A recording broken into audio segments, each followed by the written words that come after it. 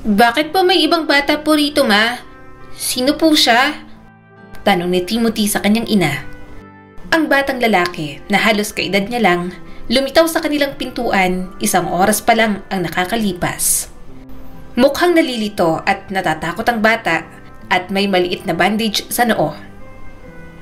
Hoy, bata! Anong pangalan mo? Tanong ni Timothy at naglabas ng candy sa kanyang bulsa. Gusto mo? Tumango naman ito at agad na tinanggap ang candy. Gutom na ako. Ako rin, sabi naman ni Timothy. Napansin ni Timothy na hindi gaanong nagsasalita ang bata. Mananatili lang siya sa atin saglit, anak, sabi ng kanyang ina. Hindi na nagtanong pa si Timothy. Wala naman din siyang pakialam dahil bata pa lang siya noon. Pero ibang pakiramdam niya ng gabing iyon. May naramdaman siyang mali, partikular sa bata. Hindi niya maipaliwanag, ngunit nararamdaman ni Timothy ang pagkabalisa na gumagapang sa kanyang dibdib. Hindi natin siya pwedeng itago dito magpakailanman, Martha. Siguradong hinahanap na siya at baka delikado ang buhay niya. Nakokonsensya na ako, saad ng kanyang ama. Pero ano pa nga bang magagawa natin? Galit na galit ang boses ng kanyang ina. Wala siyang maalala, Tomas, na hindi niya masabi sa atin ang kanyang pangalan. Paano kung malaman nilang kasama ka ron sa mga kumuha sa magkapatid? Ikaw ang nakabangga sa bata. At sa itsura pa lang ng batang yan, mukhang hindi basta-basta. Isa pa, kasalanan mo rin naman. Kayo ang kumuha sa kanila. Anong akala mo? Basta na lang nilang ibibigay sa inyo ang ransom? Mag-iimbestiga sila. Paano kapag gusto ko nilang idemanda? Madidiin ka. Paano kami ng anak mong si Timothy? Narinig niya ang pag-iyak ng kanyang ama. Anong gagawin ko? Nanganganib ang buhay ni Emily sa ospital. Umiyak na rin ang kanyang ina. Pero malala na siya. Makagawa ka man ng masamang paraan. Huli na.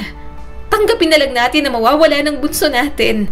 Dahil ako, unti-unti ko nang tinatanggap na hindi natin kayang ilaban ang buhay niya. Nagkaroon ng mahabang katahimikan. Nagsimulang bumilis ang tibok ng puso ni Timothy. Ang tanging niya lang naiintindihan, si Emily na baby niyang kapatid, nasa ospital ito at may malubhang sakit. Anong pinag-uusapan ng mga ito? Mas lalo lang siyang naguluhan.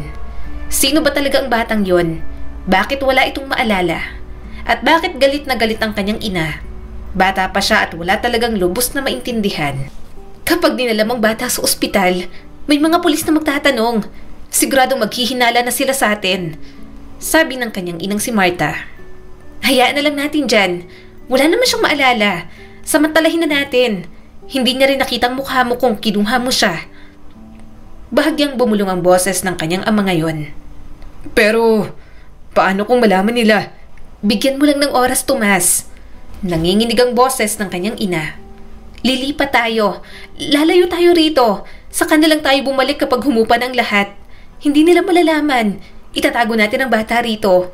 Magiging maayos din ang lahat. Gulong-gulo ang isip ni Timothy. Hindi niya talaga maintindihan ang lahat. Gusto niyang magtanong, sumigaw at humingi ng mga sagot katulad ng isang batang makulit na hindi pa lubos na maunawaan ng lahat. Hindi ko alam, Martha. Patuloy ng kanyang ama at nanginginig ang boses. Yung bata, masyado siyang tahimik. Paano kung may maalala siya mamaya? Paano kung sabihin niya sa pulis ang tungkol sa... Hindi. Putol naman ni Martha. Wala siyang maaalala. Siya'y isang bata lang. Makakalimutan niya na. At hanggat tinatago natin siya dito, hindi malalaman ng pulisya ang katotohanan. Poprotektahan natin ang ating pamilya. Yun lang ang mahalaga, Tomas. Napakamot na lang si Timothy. Wala talaga siyang maintindihan sa pinag-uusapan ng mga ito. Idagdag pa na mahihina ang boses ng kanyang mga magulang. Tumayo na lang siya sa kanyang pinagtataguan at bumalik sa kwarto. Nandoon ang batang lalaki na dinala ng kanyang mga magulang. Hindi siya sigurado, ngunit isang bagay ang tiyak. Mukhang magbabago na ang mundo ni Timothy. Umupo siya sa sahig. Pinagmasdan niya ang natutulog na bata. Halos hindi kausapin ng bata ang sinuman mula nang dumating ito sa kanilang bahay. At hindi sigurado si Timothy kung ano ang gagawin. So, anong pangalan mo? Tanong ni Timothy at sinusubukang maging kaswal. Napakurap-kurap ang bata. Lumingon ang tingin sa kanya na para bang nagulat sa tanong na iyon. Hindi ko alam. Wala akong maalala. Kumunot ang noo ni Timothy. Bakit naman hindi mo maalala ang pangalan mo? Dapat alam mo. Okay ka lang ba? Narinig ni Timothy sa kanyang mga magulang iyon. Wala nga raw itong maalala. Gayunpaman, parang imposible na kahit ang pangalan nito ay hindi rin alam. Hindi ko alam. Sino ka ba? Ano bang nangyayari? Mahina nitong sabi habang nakatingin sa mga kamay. Ako si Timothy. Alam kong pangalan ko kaya dapat alam mo rin ang pangalan mo. Masasabi ni Timothy na sinisikap ng bata na maunawaan ang lahat katulad niya. Gulong-gulo ang isip ni Timothy. Naghahanap din siya ng sasabihin hanggang sa napasulyap siya sa leeg nito. Ang maliit na bata ay nakasuot ng kwintas. Isang simpleng silver na singsing ang pendant. Naningkit ang mga mata ni Timothy roon. Hoy, ano yan? Tanong ni Timothy sabay turo sa kwintas. Hindi ko alam, kwintas lang, sabi naman ng bata. Hindi ko talaga maalala, sabi ng mga magulang mo, napulot daw nila ako sa palengke, hindi raw nila alam kung kanino ko ibabalik. Kumunot ang noo ni Timothy. Hindi niya maintindihan ang mga narinig kagabi, pero mukhang sa palengke nga naman natagpuan ng bata. Amoy isda kasi ito nang unang dating sa kanila. Idagdag pa na may maliit na pwesto pang kanyang ina sa palengke. Pinagmasdan niyang kwintas. Nabasa niyang maliit na letrang nakaukit doon. Teka lang, baka Alex ang pangalan mo. May pangalang Alex sa kwintas mo. Nanlaki ang mga mata ni Alex na parang may napukaw sa kalooban. Tumingin ulit ito sa pendant na singsing. Sinusundan ito ng mga daliri ang maliit na singsing. Hindi ito nagsalita nung una pero may nakita siyang kislap ng pag-asa sa mga mata nito. Alex? Bulong nito. Siguro baka ako nga si Alex? Nakaramdam si Timothy ng kakaibang init sa kanyang dibdib. Siguro hindi naaalala ni Alex ang lahat pero at least may pangalan na ito ngayon. May alam na ito sa isang piraso ng kung sino talaga ito. Ang ganda ng pangalan mo, Alex. Nakangiting sabi ni Timothy. Pwede sa babae at pwede sa lalaki. Bagay sa'yo kaya Alex na lang ang pangalan mo. Ngumiti pabalik si Alex. Hindi niya sigurado kung bakit, ngunit nararamdaman niya ang kakaibang koneksyon sa batang dinala ng mga magulang niya. Kahit na ngayon lang sila nagkakilala, hindi alam ni Timothy kung bakit ang gaan sa pakiramdam na makita si Alex. At habang nakatingin siya rito, may napagtanto si Timothy. Siguro, pwede niyang ituring na kapatid ito. Kahit na hindi gaanong naaalala ni Alex, kahit na ang mga bagay ay hindi sigurado, parang magiging okay lang ang lahat. Mas matanda lang siya ng 1 taon, ngunit tila naliligaw at marupok si Alex, na parang nagtutulak kay Timothy sa kagustuhan na protektahan ito. Nakaramdam ng matinding pagmamahal si Timothy sa batang nakaupo sa tapat niya. Hindi niya alam kung ano ang nangyari kay Alex o bakit ito napadpad sa kanilang bahay. Ngunit isang bagay ang alam niya. Nandito ngayon si Alex at hindi hahayaan ni Timothy na harapin ito ang mundo ng mag-isa. Mula noon, alam na ni Timothy na nagbago ang kanyang buhay. Hindi na siya basta batang lalaki. Siguro, sanay lang talaga siyang maging kuya dahil kay Emily. Kaya kahit hindi niya kapatid si Alex, ituturing niya pa rin at aalagaan. Mabilis na lumipas ang 12 taon. Ayoko na! Ang sakit ng ulo ko, hindi na ako iinom. Lasing pang sabi ni Timothy. Nakailang shot ba ako? Mga gunggong na kainuman, nadadaya. Ako yata ang pinakamaraming nainom. Natisod si Timothy sa pintuan. Napamura siya dahil dapat tahimik lang siyang papasok. Baka malaman ng kanyang ina na umuwi siya ng lasing. Mabigat ang hininga niya sa pamilyar na amoy ng alak. Umiikot ang kanyang ulo. Galing siya sa bahay ng isang tropa niya sa basketball. May inuman, kaya hindi siya nakatanggi. Hindi na nga siya nagpaalam sa kanyang ina. Doon siya pinapatulog pero may mga babae. Baka mapikot pa siya ng isa ron, maging tatay siya nang wala sa plano. Ngayong nakauwi na siya, ang gusto lang niya ay tahimik na gumapang sa kama bago mapansin ng sinuman. Pero biglang bumukas ang ilaw at inaasahan niya ng may tatamang kung ano sa kanya, kaya naman napapikit siya. Kuya, kailan ka ba magtitino? Naiiling na tanong ni Alex. Natigilan si Timothy. Iminulat niya ang kanyang mga mata. Nakita niyang nakatayo si Alex sa tabi ng switch.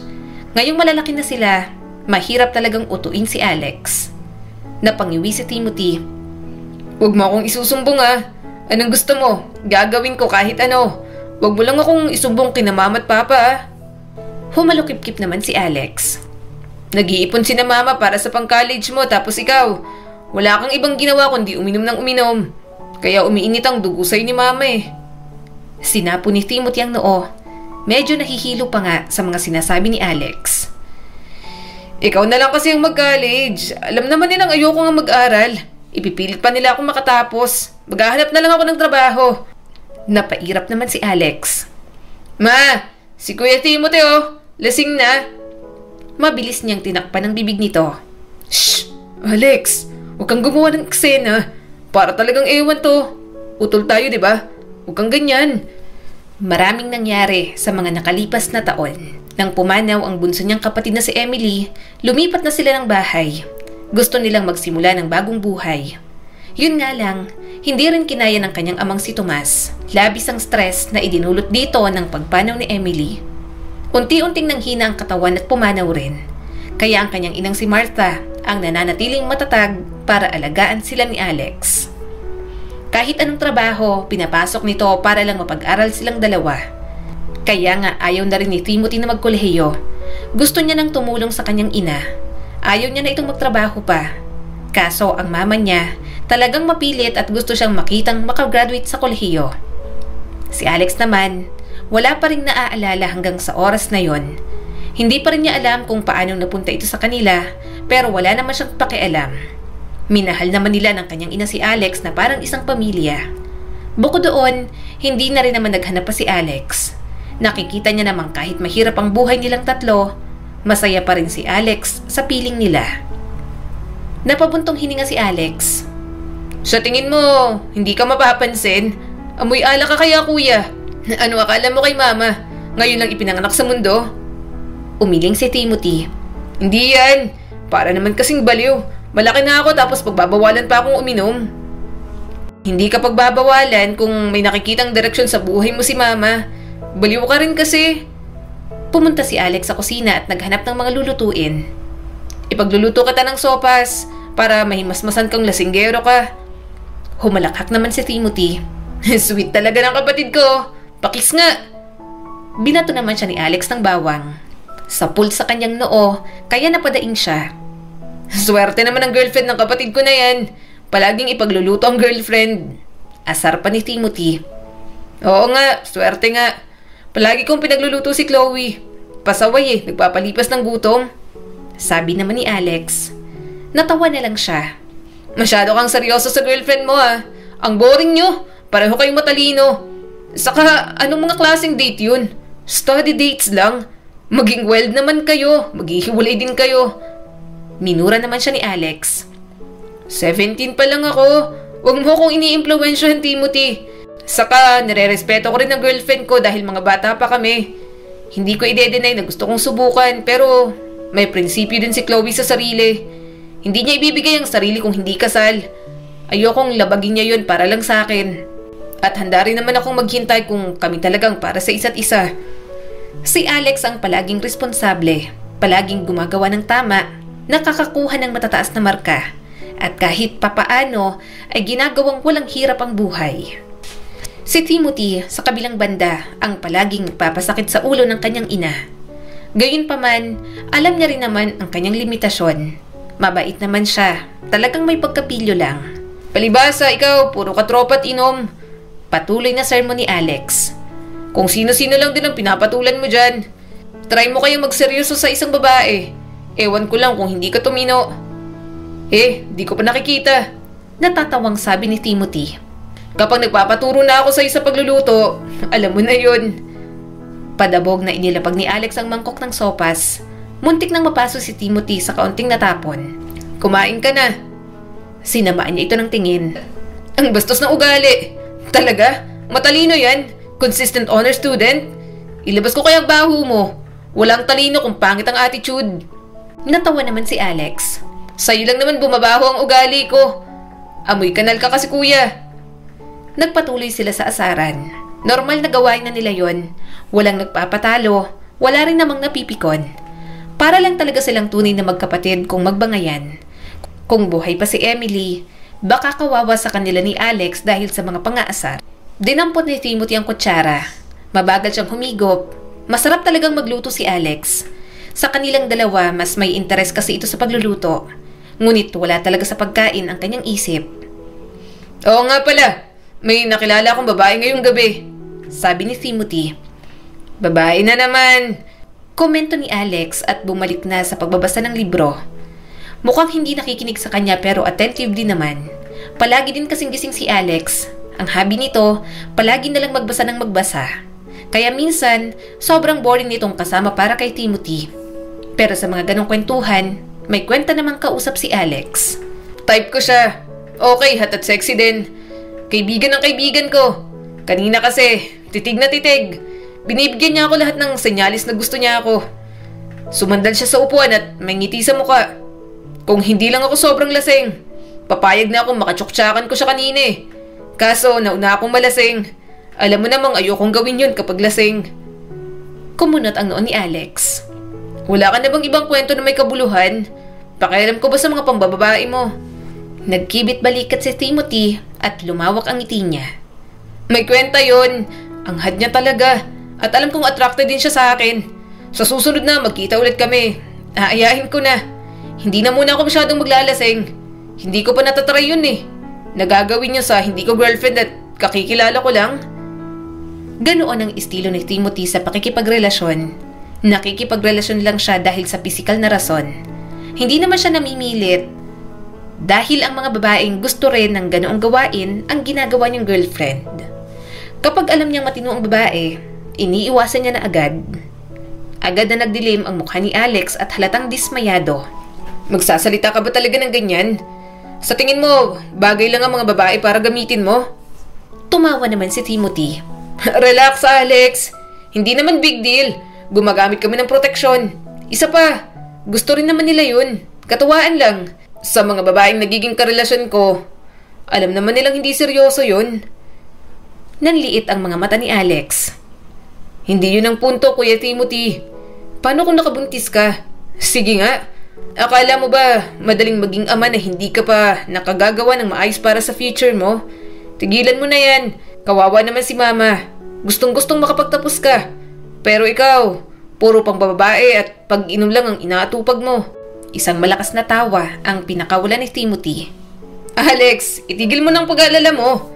Hindi ako makakabuntis. Kontrolado ko naman. Maingat ako. Saka may balak pa rin naman ako sa buhay ko, no? Napailing ang binata. Umaarte ka na parang biro lang ang lahat pero hindi. Paano naman ang kolehiyo? Kailangan mo nang seryosohin ang mga bagay-bagay, kuya. Bumagsak ang mukha ni Timothy at tinitigan ang kanyang sopas. Ayokong mabigatan si Mama sa tuition fee ko. Nahihirapan na siya at matanda na. Magtatrabaho na lang ako sa pabrika. Mag-a-apply ako. Ako nang gagastos dito sa bahay. Ayoko nang magtrabaho pa si Mama. Hindi ako katulad mo, Alex. Hindi ako matalino para makakuha ng scholarship. Natahimik si Alex ng matagal, saka huminga ng malalim. Kuya Timothy, mas maigi pa rin ang may diploma para kung saan ka dalhin. Malayo ang mararating mo. Kaya nga pinipilit ni Mama kasi alam niyang ganun. Hindi ka maaaring magpatuloy sa pag-inom at pagloloko. Wala ka ring mararating kung ganito ka lang ng ganito. Tumingala si Timothy kay Alex. Hindi ako kasing galing mo, Alex. Hindi ko kayang mga ginagawa mo. Susuportahan na lang kita. Kung anong kailangan mo, sabihin mo lang. Bahagyang lumambot ang ekspresyon ni Alex. Hindi ko kailangan ng suporta mo, kuya. Kailangan ko lang na magising ka. Isipin mo rin ang mas magpapaganda ng kinabukasan mo. Mabigat ang mga sinabi ni Alex. Saglit siyang natahimik. Marahil ay tama ang kanyang kapatid. Subalit kapag nakikita niya ang kanyang ina na talagang nagtatrabaho para lang makapag-ipon, hindi niya kaya. Mas gusto niyang tumulong na lang at patigilin ito sa pagtatrabaho. Siya na ang magbabayad sa upa, sa bills at pagkain nila. Pati mga utang, siya na lang din ang magbabayad. Basta tumigil na ang kanyang ina na papasukin siya sa kolehiyo. Gayunpaman, mukhang may isang taong magpapabago sa mga pananaw ni Timothy. Ang arte, gusto pa ng chocolate drink.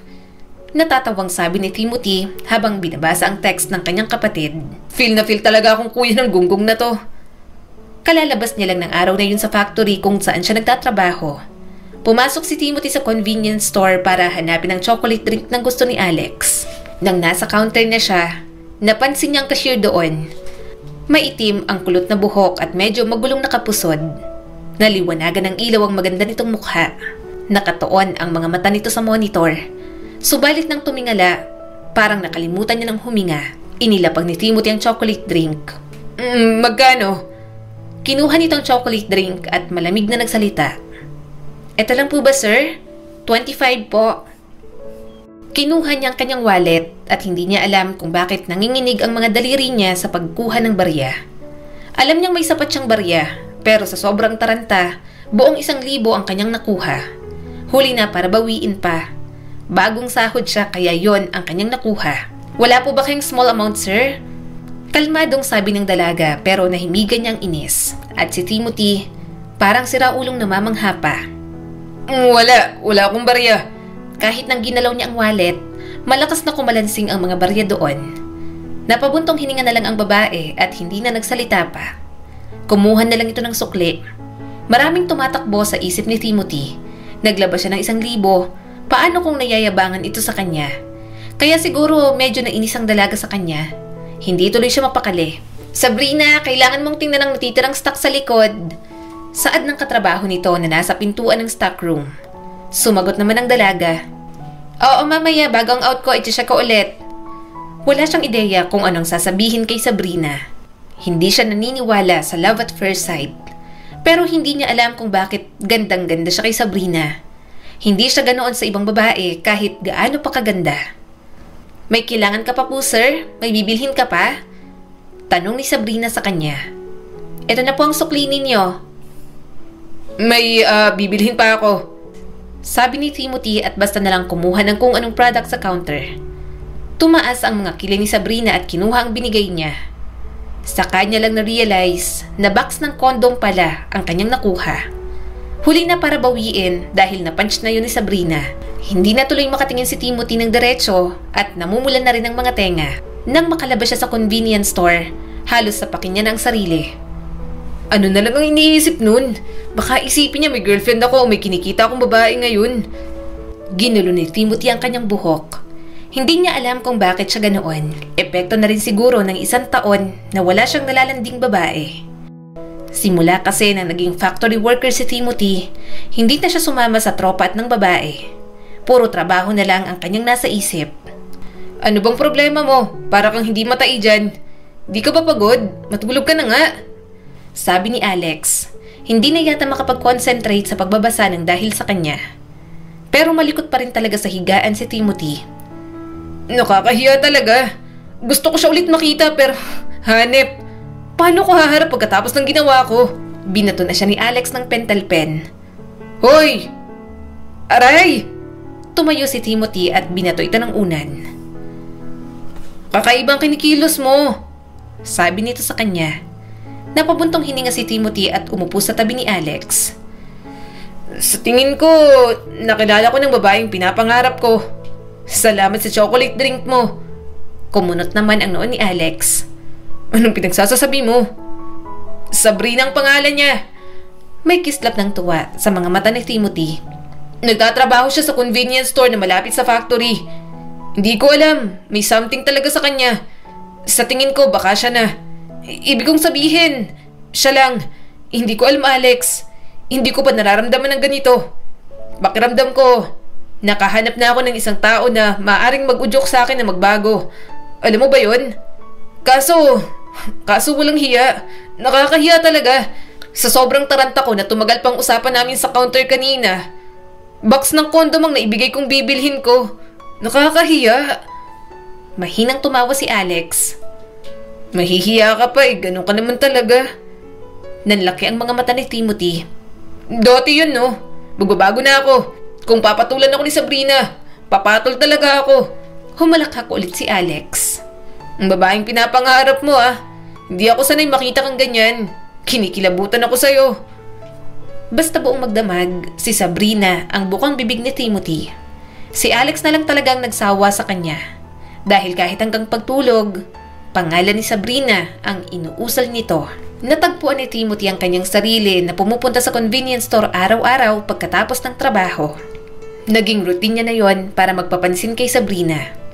Hindi siya sigurado kung ano ang tungkol sa dalaga na nagparamdam sa kanya ng labis na sigla. Sa bawat pagpasok niya sa pintuan, ramdam niya ang bilis ng tibok ng puso niya. At kahit na wala pa rin siyang lakas na loob na kausapin ito, ang masulyapan lang si Sabrina, sapat na para kay Timothy. Kuya Timothy, utang na loob. Umamin ka na kay Sabrina. Mahal ang bilihin sa convenience store. Kung makapamili ka, ginawa mong grocery. Sabi ni Alex sa kanya. Napabuntong hininga naman si Timothy. Nahihiya nga ako. Kapag magtatangka na ako, hindi na ako makapagsalita ng maayos. Ngayon lang ako natorpe ng ganito at nakaka-frustrate na. Nalaman ko na working student pala siya. Nursing at mukhang matalino. Parang wala akong pag-asang pansinin. Natawa naman si Alex. Maging totoo ka lang. Paulit-ulit siyang bumabalik kahit maliit lang at walang kabuluhan ang mga binibili niya. Minsan, isang bote lang ng tubig o isang pakete ng bubble gum. Matyaga si Timothy, mapansin lang ni Sabrina. Ikaw ulit, sir? Bakas ang rekognisyon sa mukha ni Sabrina. Parang may tumalon sa kanyang dibdib. Kilala mo ako?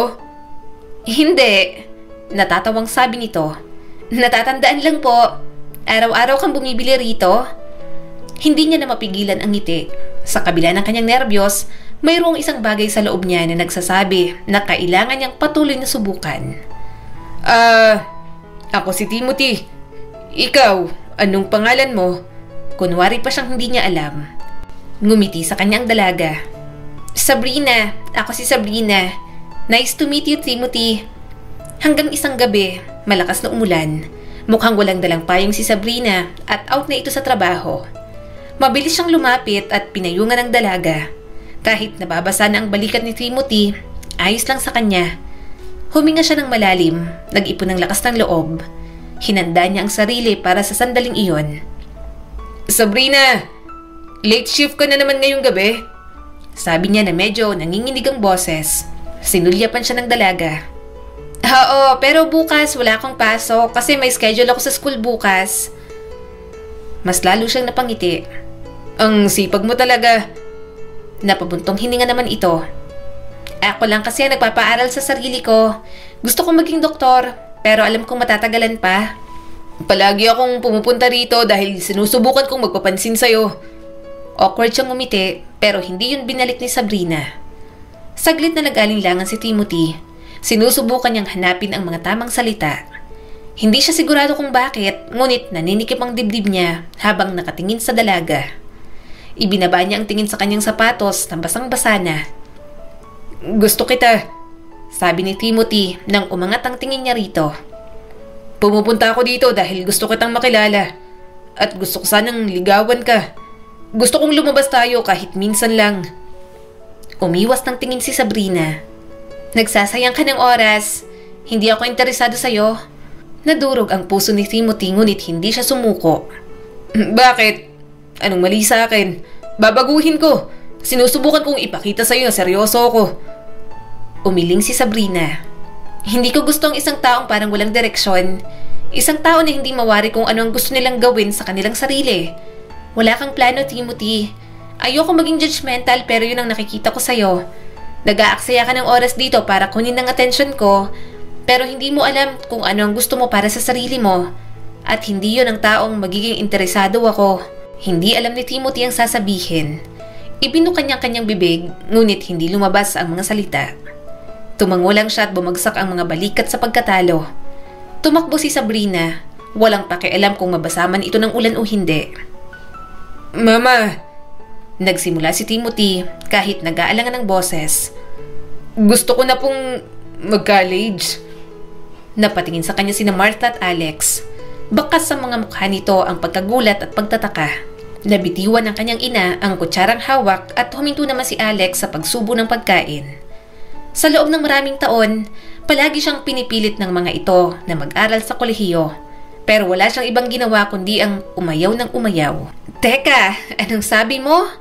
Tanong ng kanyang ina na nanlalaki ang mga mata. Gusto mo nang mag-college? Tumango si Timothy. Opo, gusto ko na pong mag-aral. May gusto pa akong gawin sa buhay ko. Nang maglaon ng gabing yon at nang tumahimik na ang bahay, pareho na sila ni Alex na nakaupo malapit sa bintana. Napangiti si Alex. Hindi ako makapaniwala na mag-aaral ka na talaga sa kolehiyo. Masaya ako para sa'yo, Kuya Timothy. Kaya, anong nagbago? Anong nagpasya sa'yo na mag-aral na ulit sa wakas? Sandaling nag-alinlangan si Timothy. Bumalik sa isip niya si Sabrina. Nang sinabi nito na wala siyang direksyon, tila may nag-alab sa kanya na may gusto siyang mapatunayan kay Sabrina. Hindi siya sigurado kung bibigyan pa siya nito ng pagkakataon, pero bahala na. Tanggapin man siya ng dalaga o hindi, at least napasaya niya ang kanyang ina. Dahil na rin siguro kay Sabrina, sabi ni Timothy na mas mahina ng boses ngayon. Tinanggihan niya ako, Alex, at masakit yun para sa akin. Pero napagtanto ko rin na kailangan kong mas ayusin ang buhay ko kung may opportunity naman. Gusto kong maging isang taong mapapansin niya. Isang taong karapat-dapat para sa kanya. Gusto ko siyang habulin ulit. Pero sa pagkakataong to, gusto kong magkaroon ng maibubuga. Para naman mahirapan siyang tanggihan ako. Gusto kong patunayan sa sarili ko na kaya ko. Hindi napigilan ni Alex na matawa. Eh di, nakahanap ka na pala ng katapat mo. Si Sabrina lang pala magpapatinong sa'yo. Baka sakaling maging good influence siya sa'yo. Who knows, diba? Baka bigyan kanya ng pagkakataon kapag nakita niyang seryoso ka sa buhay at pareho lang kayo ng goal. Napangiti si Timothy. Siguro, hindi ko alam kung gagawin niya pero isang chance pa ulit. Kahit isa lang, hindi ko sasayangin yun. Lumipas ang mga buwan at natagpuan ni Timothy ang kanyang sarili na nakatayo sa harap ng isang campus. Estudyante na siya ulit. Isang hapon pagkatapos ng klase, nakita ni Timothy ang sarili na naglalakad patungo sa convenience store. Bumibilis ang tibok ng puso niya habang papalapit. Pumunta siya sa counter at nakita ron si Sabrina. Nang lumingon ng dalaga, natigilan ito. Sa ilang sandali, baka sa mukha nito ang pagtataka at hindi napigilan ni Timothy ang mapangiti. Hi, kumusta na? Ilang buwan na rin tayong hindi nagkikita. Sabi ni Timothy. Anong pakuluto? Bakit nakasuot ka ng uniform? Tanong ni Sabrina. Hinimas niya ang kanyang batok. Eduk student ako, first year. Ano bang tingin mo? Trip ko lang magsuot ng uniform? Napairap naman si Sabrina pero may tinatagong ngiti sa mga labi. Seryoso ka ba talaga dyan? Tumayo ng tuwid si Timothy at nakaramdam ng matinding kumpiyansa. Oo, seryoso ako ngayon. May gagawin ako para sa sarili ko. At seryoso din ako sa'yo. Bumilis ang tibok ng puso ni Timothy nang hindi ngumiti si Sabrina. At nang makipagtawanan sa kanyang dalaga, nagsimula na namang umasa ang puso niya na baka may future para sa kanilang dalawa. Maayos naman ang naging daloy ng mga buhay nila. Pinayagan na rin naman siya ni Sabrina na manligaw. Nag-aaral din siya ng mabuti para makatapos. Hanggang sa sinagot na rin naman siya ni Sabrina at naging sila na nga. Mahal mo naman ako, diba? Tanong ni Sabrina at may bahid ng takot. Inayos niyang kumot sa katawan nito. Oo naman. Alam kong natatakot ka pero safe naman ang ginawa natin. Hindi ka mabubuntis. I love you, Sabrina. Yumakap sa kanya ang dalaga. I love you too. Pinagkatiwalaan kita kaya sana wag mong sirain. Hinalikan niya ito sa sentido. Mag-aaral akong mabuti. Pareho tayo makakatapos sa pag-aaral. Magkakaroon ng maayos na trabaho. Para sa future, pwede na tayong maging magkasama at bumuo ng pamilya. Masaya siyang mahal siya ni Sabrina dahil yun din ang kanyang nararamdaman. Pangako niya sa sariling mamahalin ito ng tama.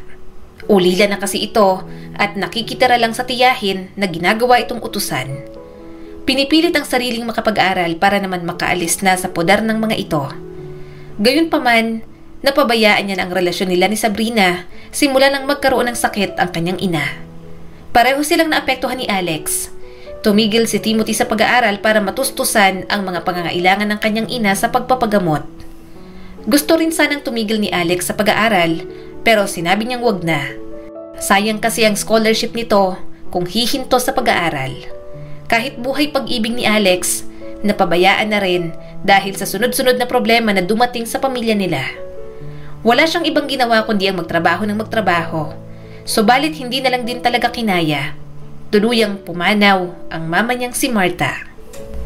Ang lungkot kapag tayong dalawa na lang dito. Malungkot na sabi ni Alex. Napabuntong hininga si Timothy. Matanda na rin naman si mama. Maghangad na lang tayo na kung nasan man siya ngayon. Sana maayos na siya. Nagpatuloy ang mga buhay nila ni Alex kahit wala na si Martha. Marami silang naiwang utang na dapat bayaran, kaya walang ibang ginawa si Timothy kundi ang magtrabaho. Kuya Timothy, hindi ko matatanggap to, sabi sa kanya ni Alex nang nag-abot siya ng pera. Pinilit pa rin ni Timothy. Sige na, huwag ka nang magpanggap. Alam kong gipit ka dahil marami kayong gastusin sa school. Itabi mo na yan. Napabuntong hininga si Alex. Kapag nakatapos ako, ikaw naman ang pag-aaralin ko. Pasensya na talaga, napabigat ako sa iyo ngayon. Umiling naman si Timothy. Ano ka ba? Magkapatid tayo. Ikaw na lang ang pamilya ko. Napangiti si Alex. Salamat kuya. Ngumiti lang naman siya. Ngunit kahit abala sa lahat ng ginagawa si Timothy, isang tao pa rin ang hindi niya matanggal sa kanyang puso't isipan. Halos 1 taon na siyang walang balita kay Sabrina. Hindi na rin ito nagtatrabaho sa convenience store kung saan sila unang nagkita. Sinubukan niyang i-text o tawagan pero nagpalit na ito ng number. Kasalanan niya rin naman dahil bigla siyang nawala na parang bula. Hanggang isang araw, nakasalubong niya si Sabrina sa kalsada. Umiiyak ito at dala ang mga gamit. Nang magtagpo ang mga paningin nila, mabilis siya nitong tinalikuran at tumakbo papalayo. Mabilis niya naman itong hinabol. Sabrina! Saglit lang! Sabrina! Hinawakan niya ang braso nito. Malakas siyang sinampal ng dalaga. Wow! Naaalala mo pa pala ako? Sorry! Ako kasi, hindi ko na naalalang katulad mo. Tila nadudurog ang puso ni Timothy. Ayaw niya namang saktan ng ganoon ang dalaga. Talagang marami lang nangyari sa pamilya nila sa mga nakaraang buwan. Sinubukan niyang lumapit kay Sabrina. Anong nangyari? Bakit dala mong mga gamit mo? Saan ka pupunta? Wala kang pakialam. Mariing sabi ni Sabrina at tinalikuran na siya. Pero hinabol niya pa rin ito. Sabrina, mag-usap naman tayo. Please naman, hayaan mo naman ako magpaliwanag. Bakit dala mo ang mga gamit mo? Naglayas ka ba sa inyo? Humarap ito sa kanya at itinapon ang malaki nitong bag. Pinalayas ako. Kinuha nilang pera na inipon ko para sa tuition fee ko. Kinumpronta ko sila kaya pinalayas nila ako. Pagkatapos nila akong gawing utusan at ituring na parang aso na kumakain ng mga tira-tirang pagkain, hahayaan pa rin talaga nila ako magpalaboy-laboy. Niyakap niya si Sabrina. Kahit itulak siya nito at hampasin ng paulit-ulit ang kanyang likod, hindi siya natinag. Mas lalo siyang yumakap ng mahigpit.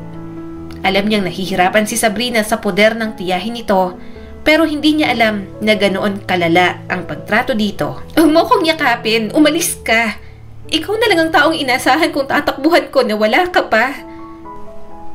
Bulalas ni Sabrina habang patuloy sa pag-iyak. Tumulo na rin ang mga luha ni Timothy. Sorry. Mahinang humikbi si Sabrina at tuluyang nanghina ang mga kamay. Nagtiwala ako sa'yo. Kahit sarili ko, binigay ko sa'yo ng buong buo. Tapos bigla ka nalang nawala. Bigla ka nalang hindi nagparamdam. Nanginginig ang mga kamay na hinaplos niyang buhok nito. Hindi na ako mawawala sa tabi mo. Sorry, may nangyari kasi. Pumanaw na si mama. Nagkasakit siya kaya lahat ng atensyon ko nasa kanya. Sorry na napabayaan kita. Mas lalong napaiyak si Sabrina. Gumanti na rin ito ng yakap sa kanya. Ramdam niya ang paghihirap ng kalooban nito. Kaya sising-sisi siya na hindi niya man lang ito nasabihan. Ayaw niya lang namang mag-alala ito sa kanya noon. Marami na itong iniisip at ayaw niya nang dumagdag pa. Kami na lang dito ng kapatid ko. Nangungupahan lang kami. Maliit lang pero 2 naman ang kwarto. Sigurado ka bang okay ka lang dito? Pwede naman tayong bumukod kung gusto mo. Tanong ni Timothy habang mahigpit na hawak ang kamay ni Sabrina. Umiling ang kanyang girlfriend. Okay na ako dito. Mapapamahal ka pa. Saka sapat na sa akin na may matitirahan at kasama ka. Babalik ako sa pag-aaral pero magtatrabaho muna ako. Kailangan ko muna kasing mag-ipon. Tumango si Timothy. Tutulong ako sa mga gastusin mo sa pag-aaral. Umiling agad si Sabrina. Wag na. Ayoko marami kang gawin para sa akin. Alam kong nahihirapan ka sa buhay mo ngayon. Kayong magkapatid. Kaya ko naman ang sarili ko. Hinalikan niya sa sentido si Sabrina. Isa rin yon sa nagustuhan niya rito. Kapag may gusto, gagawin ang lahat para makuha. Hindi rin ito ang tipo ng babae na aasa sa ibang tao. Ipinakilala ni Timothy kay Alex si Sabrina. Masaya naman ito na nakilala na ang babaeng dating ikinikwento niya lang. Naging maayos naman ang pagsasama nilang tatlo sa iisang bubong. Minsan na lang din naman kasi silang magkita-kita dahil abala sila sa kanya-kanyang ginagawa. Sabrina, itabi mo to para sa'yo. Hindi ko matatanggap to, sabi ni Timothy nang abutan siya nito ng pera. Bakas ang pag-aalala sa mukha ni Sabrina. Pero ikaw na lahat ang gumagastos para sa bills, tsaka sa pagkain dito sa bahay. Hayaan mo rin naman ako mag-ambag. Nagko-consume din naman ako. Umiling si Timothy at hinila ito sa kanyang kandungan. Hayaan mo na ako na lang ang gumastos dito. Mag-aral ka lang. Tuparin mo ang mga pangarap mo. Marami ka rin iniisip at ayaw ko ding pati dito sa bahay poproblemahin mo pa. Gusto ko kapag umuwi ka, payapa ang puso't isip mo. Gusto kong maging tahanan mo ito. Hinaplos ni Sabrina ang kanyang pisngi. Ikaw mismo ang tahanan ko, Timothy. Salamat na dumating ka sa buhay ko. Maraming salamat sa suporta. Ilalapat niya sana ang mga labi sa dalaga nang biglang may narinig siyang kalampag ng pinto. Mabilis tumayo si Sabrina at halatang nahihiya. Sinamaan niya naman ang tingin si Alex. Bakit umuwi ka pa? Napairap naman ito. Sus, kung maglalandian kayo, utang na loob sa kwarto kayo pwede. Huwag dito sa sala. Inasaran niya naman ito. Sus, bitter ka lang. Balikan mo na kasi si Chloe. Tinitiis mo pa kasi, hinahabol ka na nga. Mas lalo namang nainis si Alex at binato siya ng unan. Nang makapasok sa kwarto ang binata, nagtawanan na lang sila ni Sabrina. Mabuti na lang, komportable na rin ang girlfriend niya kay Alex. Para na rin magkapatid ang turingan ng mga ito. Magkakaiba man sila ng pinagmulan, pero sa bahay na yon, tila isa silang buong pamilya. Sa huling taon ni Sabrina bilang nursing student, mas naging mahirap para rito ang mag-aral. Marami ang gastusin kaya kahit ayaw nito, talagang tinulungan niya na. Wala namang kaso kay Timothy yon dahil alam niyang kaya niya pa namang pagkasyahin ang mga sinasahod niya sa lahat. Hanggang sa nakagraduate na rin sina Sabrina at Alex, naging nurse na si Sabrina at nagre-review naman si Alex para sa board exam. Sabrina? Mahinang tawag ni Timothy nang maabutan niyang balisa si Sabrina sa loob ng kwarto nila. May problema ba? Humarap agad sa kanyang girlfriend. Bakas ang kaba rito kaya lumapit at yumakap na. Anong problema, love? Pwede mong sabihin sa akin. Malambing niyang tanong. Timothy, hindi ko alam kung paano ko sasabihin sa'yo. Kinakabahang sabi ni Sabrina sa kanya. Agad na tumama sa kanya ang pag-aalala sa boses. Ano ba yun? Please, sabihin mo na. Tinatakot mo ako, Sabrina. Napalunok naman ito. Buntis ako, Timothy. Wala pa naman sa plano natin to pero nawala na rin sa isip ko uminom ng pills. Kaya buntis ako. Sorry pero hindi ka naman galit, di ba? Okay lang sa'yo na magkaroon na tayo ng baby? Natigilan si Timothy. Bumilis ang tibok ng puso niya habang sinusubukang iproseso ng isip niya ang mga sinabi nito. Tuwang-tuwa siya pero natulala na lang talaga siya. Wala pa nga kasi sa plano nila yon. Gusto niya munang makapagtapos din siya ng pag-aaral at pakasalan muna si Sabrina. Yon ang orihinal nilang plano ng kanyang girlfriend. Pinagmasdan siya ng mabuti ni Sabrina at napakakatlabi ito. Timothy, hindi ka ba masaya? Kitang-kita ko sa mukha mo. Hindi ka mukhang masaya. Bakit? Natatakot ako sa reaksyon mo. Ayaw mo ba na mabuntis ako? Kailangan kong... Tumigil siya saka lumingon sa pinto. Babalik ako agad. Please, sandali lang. Hindi kumikibo si Sabrina habang nagmamadaling lumabas ng kwarto si Timothy. Naglakad siya patungo sa silid ni Alex. Bakit kuya? Anong nangyari? Tanong ni Alex sabay upo. Kailangan kong hiramin ang singsing mo. Sabi ni Timothy. Nasa'yo pa yun, hindi ba? Napakurap-kurap si Alex. Baka sa mukha nito ang pagkalito. Yung singsing ko? Para saan? Napalunok si Timothy at naninikip ang dibdib sa tuwa at kaba. Buntis si Sabrina. Gusto ko mag-propose sa kanya. Ngayon na. Kaso ayoko mag-propose sa kanya nang walang singsing. Baka isipin niya na nag-propose lang ako sa kanya dahil magkakaroon na kami ng anak. Ibang klase ka talaga, kuya. Kinuha nito ang kwintas at tinanggal ang pendant na singsing. Ingatan nyo yan ha. Ibalik mo rin sa akin. Mahalagang singsing na yan sa akin.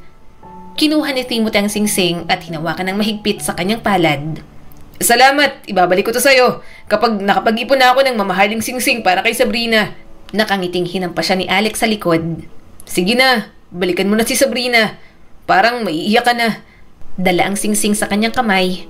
Bumalik siya sa kwarto nila ni Sabrina. Nang pumasok siya, umawang ang kanyang bibig nang makitang umiiyak na ito. Sabrina, bakit?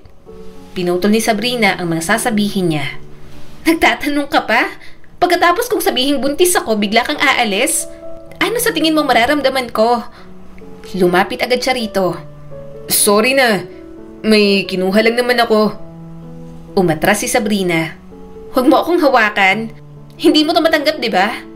Akala ko, naisip ko na baka hindi mo to gusto, na palalayasin mo ako rito. Hindi ko alam kung ano gagawin ko. Naramdaman ni Timothy ang paninikip ng kanyang dibdib. Sabrina, ano ka ba? Hindi ko gagawin yun. Mahal na mahal kita. Bakit naman kita palalayasin? Kung nasan ka, nandun din ako. Ewan ko sa'yo, Timothy. Bulalas pa ng dalaga. Hindi, Sabrina, hindi ganon. Nabigla ako sa sinabi ko na buntis ka. Mahal kita at mahal ko ang baby natin. Gusto kitang makasama. Mabilis siyang lumuhod sa harapan nito at inilahad ang singsing. Pakakasalan mo ba ako? Papayag ka bang bumuo ng pamilya kasama ko? Tinitigan siya ni Sabrina. Malaya na namang tumulo ang mga luha nito habang nakatingin sa singsing. Maya-maya'y dahan-dahang tumango. Oo naman, love, sabi ni Sabrina. Sira ulo ba akong mananatili sa buhay mo kung hindi ko naiisip na maging isang pamilya tayo? Pakakasalan kita. Gusto rin kitang makasama. Isinuot ni Timothy ang singsing sa daliri ni Sabrina. Bumaha ang ginhawa at kaligayahan sa kanya habang magkayakap sila. Ngunit nang bahagyang lumayo ang kanyang girlfriend, mas naging seryoso ang ekspresyon nito. Pero gusto ko pa rin maging doktor. Hindi ko pa binibitiwan ang pangarap na yon. Mahinang sabi ni Sabrina. Kapag nanganak na sana ako at kapag pwede na akong bumalik sa trabaho bilang isang nurse, mag-iipon ako. Gusto kong mag-enroll sa medical school. Gusto kong tapusin ang pangarap ko. May gusto pa akong patunayan sa sarili ko at sa mga kamag-anak kong nanghamak sa akin simula bata pa. At kapag naging doktor na ako, saka ako babawi sa'yo. Tumango naman si Timothy. Susuportahan kita, Sabrina. Kahit anong mangyari, nasa tabi mo lang kami ng anak mo. Sabay nating aayusin ang mga buhay natin sa paraang gusto natin. Magiging doktor ka at magkakaroon tayo ng masayang pamilya. Napangiti si Sabrina habang tumutulo ang mga luha. Alam ni Timothy, basta nasa tabi niya ang dalaga, kakayanin niyang gawin ang lahat. Hindi tiyak ang hinaharap, pero magkasama nilang haharapin lahat ng mga pagsubok na darating sa kanilang mga buhay. Naging maayos naman ang daloy ng mga buhay nila. Nagtatrabaho na rin naman si Alex kaya tulong-tulong na sila. Dahil buntis si Sabrina, pinagpaliban niya ulit ang kanyang pag-aaral. Ayaw niya namang si Alex ang gagastos para sa pagbubuntis ni Sabrina. Ilang buwan ang lumipas, nanganak na rin naman ito. Babae ang naging anak nila at pinangalanan nilang Kiara. Wala na, tabla na to. Ako nang magiging ninong nitong si Kiara. Sabi ni Alex habang pinagmamasdan ang pamangkin niya. Pinandilatan niya naman ito. Huwag kang maingay, natutulog pa si Sabrina, pagod pa yan. Naawa nga ako, sobrang sama ng pakiramdam ng magising. Mabuti at nakatulog. Muling pinagmasdan ni Timothy ang kanyang anak. Masaya siya na lumabas na malusog ang anak nila ni Sabrina. Yun lang naman ang tanging hinihiling niya. Yun nga lang, sa gitna ng saya, may mga problema na palang nag-aabang sa kanila. Alex, dumudugo ang ilong mo. Nag-aalalang sabi ni Timothy at mabilis na kumuha ng pamunas. Kalmado lang naman si Alex habang pinupunasan iyon. Baka pagod lang. Lately kasi, inaatake din ako ng migraine. Magpa-check up ka na. Nandito ka na rin naman sa ospital. Sabi ni Timothy. Baka kung ano na yan, mas magandang maagapan. Tumango na lang si Alex. Sige, magpapacheck up ako. Pero hindi naman siguro seryoso to. Baka pagod lang talaga. Nag-aalala pa rin si Timothy para kay Alex, pero hindi niya na masyadong iniisip iyon. Nang makarecover si Sabrina, Bumalik na rin naman ito sa pagtatrabaho sa ospital. Siya ang nag-aalaga sa anak nila dahil ayaw nila ni Sabrina na ipaalaga sa iba. Sa mga gastusin muna sa bahay, si Alex ang sumasagot at ang sinasahod ni Sabrina, iniipon nito para maka-enroll sa medical school. May trabaho naman siya sa bahay. Simpleng sari-sari store lang para mabantayan ni Timothy ang anak nila ni Sabrina. Kapag naman umuwi ang girlfriend niya, inaalagaan din ito si Kiara. Alam kasi nitong napupuyat din siya. Wala siyang nakikitang kahit na anong problema. Subalit sa mga lumilipas na araw, may napapansin siya kay Alex. Hanggang isang araw, mas lalong naging halata ang mga pagbabago ng taong itinuturing niyang kapatid. Alex! Anong nangyayari sa'yo? Hindi napigil ang sigaw ni Timothy pagkatapos maapulang apoy sa kusina. Nasusunog ng niluluto mo at hindi mo man lang napapansin. Binalikan ni Timothy ang anak niyang basta niya nalang inilapag sa sahig dahil sa sobrang taranta. Lumabas siya para painitan si Kiara pero nagulat na lang siya ng pag-uwi niya, may nasusunog na sa kusina. Pinilit maging kalmado ni Timothy habang hiniheli si Kiara. Kung hindi pa tumawag ang landlord na galit, hindi pa ako babalik dito. Bakit naman ganito? Ipapaayos pa natin yan. Bakas ang pagkalito sa mga mata ni Alex. Hindi ko alam, nakatulog ako sa kwarto. Napabuntong hininga siya. Ang weird mo nitong mga nakaraan. Ano bang nangyayari sa'yo? Okay ka lang ba? Hindi agad ito nakasagot at tinignan ng paligid. Oo, ayos lang ako. Ano nga palang ulam natin? Ako nang magluluto? Medyo balisa si Alex at pumunta sa kusina. Mabilis itong naglakad papunta roon.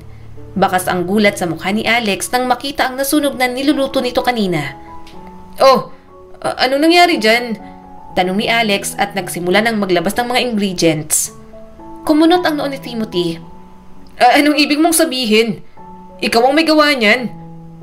Natigilan si Alex. Ha? Ako? Napabuntong hininga si Timothy at inilapag sa duyan ng anak niya. Ako na magluluto. Parang masama ang pakiramdam mo. Magpahinga ka na lang. Parang bangag ka pa. Wala ka bang pasok ngayon? Umiling naman si Alex. Wala na akong trabaho. Siya naman ang natigilan. Ha? Bakit? Umiwas ito ng tingin. Palagi akong pumapalpak kaya tinanggal na ako. Maghahanap na lang ako ng iba. Pasensya na. Ilang buwan pa lang ako sa trabaho, hindi na ako tumagal. Wala pa akong naiipon kahit pangbili ng bahay. Napabuntong hininga si Timothy. Okay lang. Huwag mong i-pressure ang sarili mo. Saka tulungan tayo palagi. Kapag lumaki na naman itong si Kiara, ako naman ang mag-aaral at maghahanap ng trabaho. Gawin mo na lang sigurong pahinga to. Sige na, ako nang bahala rito. Magpahinga ka na muna. Alex. Simula ng araw na yon, naging sunod-sunod na ang pagbabago ni Alex. Hindi niya maintindihan kung bakit at nagsisimula ng mag-alala si Timothy. Parang ang lalim ng iniisip mo, love. May problema ka ba? Tanong ni Sabrina nang humiga sa kanyang tabi. Bagong ligo ito at tulog na rin naman ang anak nila sa kuna. Alam mo, Sabrina, may napapansin akong kakaiba kay Alex nitong mga nakaraang araw. Sabi ni Timothy at may bahid ng pag-aalala ang boses. Nagiging madalas ng pagiging makakalimutin niya. I mean, may mga pinag-uusapan kami tapos biglang aakto siya na parang yun ang unang beses na narinig niya yun.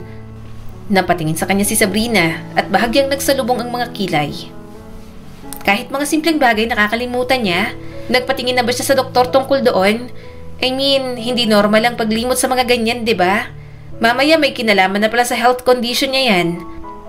Dahan-dahang tumango si Timothy. Oo, sinabi niya sa akin na pumupunta siya sa doktor ilang buwan ang nakakaraan. Tinanong ko naman siya tungkol doon at sinabi niya na maayos ang lahat, na wala daw mali. Pero hindi ko alam, Sabrina. Hindi ako kumbinsido. Pakiramdam ko may tinatago siya. Lagi niyang sinasabi na okay lang siya pero parang hindi naman siya okay. Niyakap siya ni Sabrina. Nag-aalala ka talaga sa kanya, no? Kahit hindi mo siya totoong kapatid, sobrang pagmamalasakit pa rin ang binibigay mo kay Alex. Napabuntong hininga si Timothy.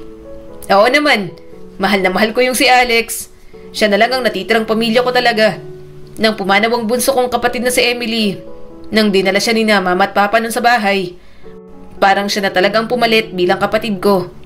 Wala pa rin ba siyang naaalala hanggang ngayon kung saan talaga siya nanggaling? Anong nangyari sa kanya bago makita ng mga magulang mo? Curious na tanong ni Sabrina. Umiling si Timothy.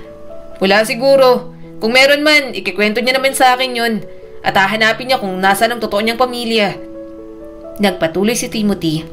Basta, ang pinag-aalala ko ngayon, kung anong nangyayari kay Alex. Parang hindi siyang Alex na kinalakihan ko. Parang pinipigilan niya ako. Parang ayaw niyang harapin kung ano man ang nangyayari sa kanya. Pakiramdam ko talaga may tinatago siya. Nag-isip sandali si Sabrina bago sumagot. Nasubukan mo na ba siyang kausapin ng mas direkta? Umiling si Timothy. Hindi ko alam, Sabrina. Sinubukan ko na. Parang naglalagay lang siya ng maskara. Umaakto na parang normal ang lahat. Kahit na nakikita ko na hindi. Nagsisimula akong isipin na baka mas seryoso ang nangyayari sa kanya. Umiikot pa rin ang isip ni Timothy sa sobrang pag-aalala. Mas kilala niya ang kanyang kapatid kesa sa sino man. At sa kaibuturan, masasabi niyang may itinatago si Alex. Kung ano man yon, kailangan niyang malaman. Isang araw, naisipan ni Timothy na maglinis sa buong bahay. Sinasamantalan niya habang hindi pa maligalig si Kiara. Isinama niya na rin ang kwarto ni Alex sa paglilinis. Hindi niya alam kung bakit makalat ang kanyang kapatid, gayong hindi naman ito makalat noon. Natigilan siya nang may makitang envelope na galing sa isang ospital. Na-curious agad si Timothy, pero nang mabasa niya ang laman, halos gumuho ang kanyang mundo. Hindi siya makapaniwala. May tumor sa utak ang kanyang kapatid. Biglang bumukas ang pinto at pumasok si Alex. Agad na namutlang mukha nito nang makitang hawak niya ang mga papel. Anong ginagawa mo rito? Balisang tanong ni Alex. Bakit hindi mo sinabi sa akin, Alex? Nanginginig pero malakas ang boses niya. Wala akong ideya. All this time, akala ko simpleng pagbabago lang ang pinagdaraanan mo. Bakit hindi mo sinabi ang tungkol sa sakit mo? Huwag mong isipin yun, kuya. Mahinang sabi ni Alex. Wala lang ang sakit ko. Kalimutan mo na yon, okay? Anong wala lang? Lumapit si Timothy. Nadudurog ang puso niya para sa kanyang kapatid. Seryoso at delikado ang sakit mo. Hindi mo maaaring baliwalain to. Hindi ka okay. At kailangan kong malaman kung anong nangyayari. Bakit hindi mo sinabi sa akin? Napabuntong hininga si Alex at kumikinang ang mga mata sa namumuong mga luha. Hindi ko gustong mag-alala ka. Marami ka nang nagawa para sa akin at hindi ko alam kung paano to sasabihin. Hindi ko na rin alam kung anong susunod na mangyayari. Hindi ko alam kung mabubuhay ako o mamamatay. Kaya mas mabuting wala na lang gawin. Wala akong pera para sa pagpapagamot, kuya. Hindi ko pa nga na-enjoy ang buhay na may trabaho ako pagkatapos kong makagraduate. Tapos may sakit pala akong ganito. Hindi ko to kayang bayaran. Kaya, ano ang punto para sabihin ko pa? Mahigpit niyang hinawakan ang mga balikat ni Alex. Makinig ka sa akin. Kapatid kita. At gagawin ko ang lahat para matulungan ka. Hindi mo ko kapatid. Lumandas ang mga luha ni Alex. Niyugyug niya ito. Kapatid kita. Hindi tayo magkadugo pero kapatid kita. Tumigil ka. Dahil hindi ako papayag na hindi tayo magkapatid. Hindi ka pabigat. Wala akong pakialam kahit maubos pa ako. Nawala na lahat ng pamilya natin dahil sa mga sakit. Ayokong pati ikaw. Mawala lang dahil hindi natin nilaban ang sakit mo. Hahanap tayo ng paraan. Hindi ka haharap ng mag-isa rito. Naiintindihan mo ba? Tinulak siya ni Alex. Pero paano kung walang kwenta kung ilaban pa? Paano kung lumala pa?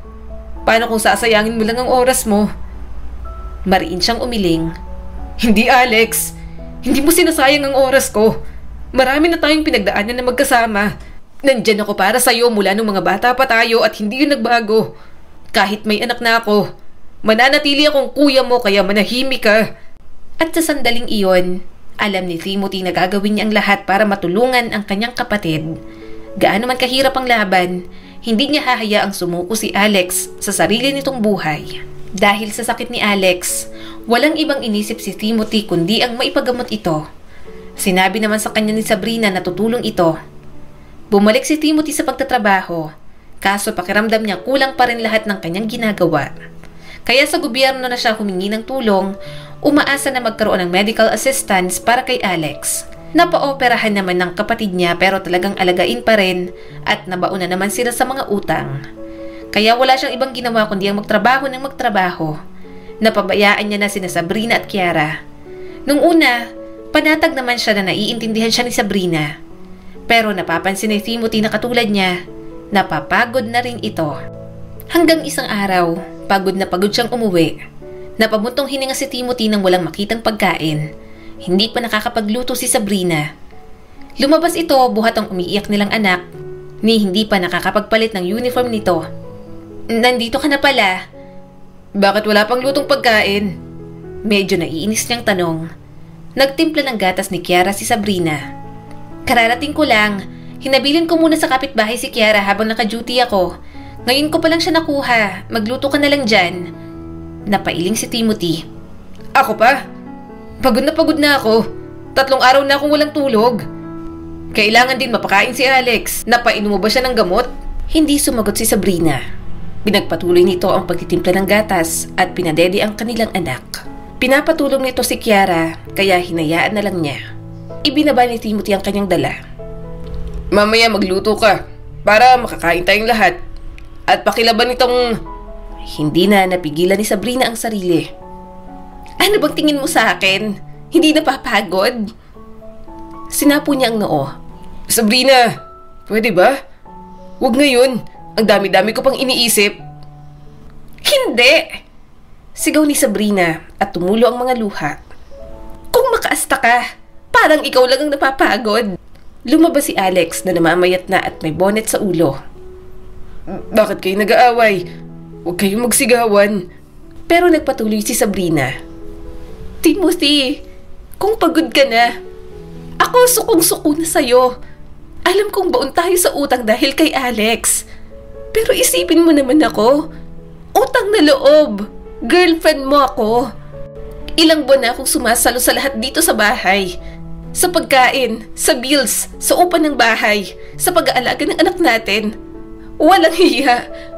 Pagod na ako sa duty sa ospital, pero uuwi ako para lang maglinis dito sa bahay. Mag-alaga kay Kiara. Mapupuyat at aalagaan ng kapatid mo. Ako na lahat. Ako ang sumalo lahat. Hanggat kaya ko, ayokong magreklamo. Umiwas ng tingin si Timothy. Bumaha ang guilt sa kanyang dibdib. Nasampal siya ng mga sumbat ni Sabrina. Pinunasan ni Sabrina ang mga luha nito. Tiniis ko lahat dahil naniniwala ako sa mga pangako mo. Pero wala kang ibang iniisip kundi si Alex. Hindi mo nakikita lahat ng mga paghihirap ko. Hindi na ako makaipon. Kahit sahod ko, ginagastos ko na para sa pangangailangan nating lahat dito sa bahay. Kahit pangarap kong maging doktor, isinasantabi ko. Tingnan mo kung ako pa bang dating Sabrina na minamahal mo at pinangakuan mong aalagaan mo. Nakakapagod ka na? Tumulo ang mga luha ni Timothy. Sorry, hindi ko na lang talaga alam. Pagod na rin ako pero hindi ko alam ang gagawin. Hindi ko alam, Sabrina. Mahinang humikbi si Timothy. Nagsama-sama na lahat ng stress, pagod at frustration. Ayaw niyang saktan ng ganoon si Sabrina pero wala siyang ibang maisip kundi ang gumawa ng paraan. Kailangan nilang mabayaran ang mga utang nila para makapagpatuloy sa buhay. Narinig niya ang mga hagulgol ni Alex. Tama na. Huwag na kayong mag-away. Ako ang may kasalanan. Pabayaan niyo na lang ako. Ako ang pabigat. Mas lalong nadudurog ang puso ni Timothy. Nakatayo silang tatlo sa sala at pare-parehong umiiyak. Idagdag pa si Kiara na umiiyak sa sofa. At mas lalong naiyak si Timothy nang makitang naihi sa shorts ang kanyang kapatid. At ang unang kumilos, walang iba kundi si Sabrina. Nilinis agad nito ang ihi ni Alex. Doon tumama sa kanya na pinapahirapan niya lang ang girlfriend niya. Inalila na ito ng mga kamag-anak noon pero ang mapunta sa kanyang poder, parang ginawa niya ring alipin ng mga problema nilang magkapatid. Ako na, Sabrina. Itigil mo na yan. Ako na. Nanginginig ang boses na sabi ni Timothy. Ako na? Sumigaw si Sabrina at nagpatuloy sa paglilinis. Tulungan mo na lang maghugas ang kapatid mo. Humupa ang sigawan at iyakan nilang tatlo. Pagkatapos nun, siya na ang nag-asikaso kay Alex. Tinulungan niya na rin itong makatulog. Pabayaan nyo na lang ako. Iwan nyo na lang ako sa malayong lugar. Yung hindi nyo na ako makikita ni Sabrina. Mahigpit ang hawak ni Alex sa kanyang braso. Umiling si Timothy at pilit pinipigilan ng mga luha. Manahimik ka dyan. Ano bang pinagsasasabi mo? Matulog ka na.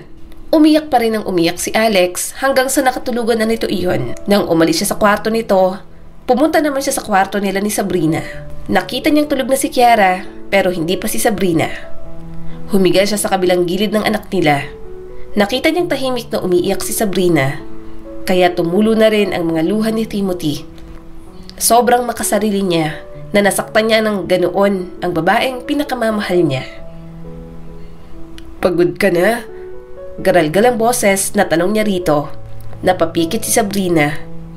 Sukong-suko na. Pinigilan niyang mapahikbi. Kung ganun, hindi na kita pipilitin. Pasensya na sa mga nasabi ko, love. Hindi kita pinahalagahan ng maayos kaya naiintindihan ko kung iiwan mo ko. Pasensya na, naging makasarili ako. Hindi ko naisip na napapagod ka rin, na nasasaktan ka rin. Pasensya na hindi ko natupad ang mga pangako ko sa'yo. Huminga ng malalim si Sabrina. Gusto kong tuparin ang pangarap ko. Tumango agad si Timothy at pinunasan ang mga luha niya. Oo, tuparin mo ang pangarap mo. Unahin mo ang sarili mo. Hindi kita pipigilan, love. I'm sorry talaga. Sising-sisi ako na sinaktan kita ng ganito. Niyakap ni Sabrina ang anak nila. Mas lalo siyang napaiyak. Kahit walang salitang mamutawi, alam na alam ni Timothy na unti-unti nang kumakalas sa kapit si Sabrina sa kanya. Naging masama siyang boyfriend at naiintindihan niya kung ayawan na siya nito. Kaya nang magising si Timothy na wala na ito, hindi na siya nagulat. Hindi niya alam kung paano ang setup nila para kay Kiara, pero kung saan mas magiging komportable si Sabrina, hindi na siya tututol pa. Gusto niyang magpigil ng emosyon. Pero nang makita niya ang singsing sa bedside table, hindi niya na napigilan ang kanyang mga hikbi. Tuluyan na siyang binitiwan ni Sabrina at hindi niya alam kung babalik pa ba ito. Bakit binabalik mo na sa akin ang singsing? Tanong ni Alex sa kanya. Tumulo ang mga luha ni Timothy. Wala na. Binitiwan na ako ng taong pinangakuan ko. Hindi ko man lang napalitan ng mas maayos na singsing. Napapikit si Alex. Bakas ang sakit sa mukha nito. Halatang naapektuhan ng binata sa paghihiwalay nila ni Sabrina. Huwag mong isiping dahil sa'yo. Ako ang may kasalanan, kaya tuluyang bumitaw sa akin ang babaeng mahal ko. Ibinalik ni Alex ang singsing sa kanya. Wala na akong alaala sa singsing na yan. Lahat ng sakit at pagmamahal sa inyo na lang ni Sabrina ang nakabaon dyan. Sana dumating ang araw na maibalik mo ulit yan sa kamay ni Sabrina. Mahalaga sa akin yan dahil singsing yan ang totoo kong ina. Sandaling natigilan si Timothy. Nakakaalala ka na? Nanghihinang ngumiti si Alex. 15 years old pa lang ako. Naalala ko na lahat ng tungkol sa nakaraan ko. Alam ko na nagsinungaling sila sa akin. Napasinghap si Timothy. Bakit ngayon mo lang sinabi? Pumatak sa unan ang luha ni Alex. Bakit ko iiwan ang mga taong totoong nagmahal sa akin? Ang mga taong tinuring akong pamilya? Kuya, wala na rin naman akong babalikan. Matagal nang pumanaw ang totoo kong ina. Kung babalik man ako, wala na rin naman akong totoong pamilya ron. Hindi ko alam kung may nagmamalasakit pa ba sa akin. Si Kuya Raven, stepbrother ko lang siya. At hindi ko makakalimutan na sinadya niya akong iwan nun. Kaya anong sense para bumalik pa? Sa ilang taon kong nawawala. Wala akong narinig ng balitang hinahanap nila ako. Nang mahanap nila si Kuya Raven, tumigil na sila sa paghahanap sa akin. Hinawakan ni Timothy ang kamay ni Alex.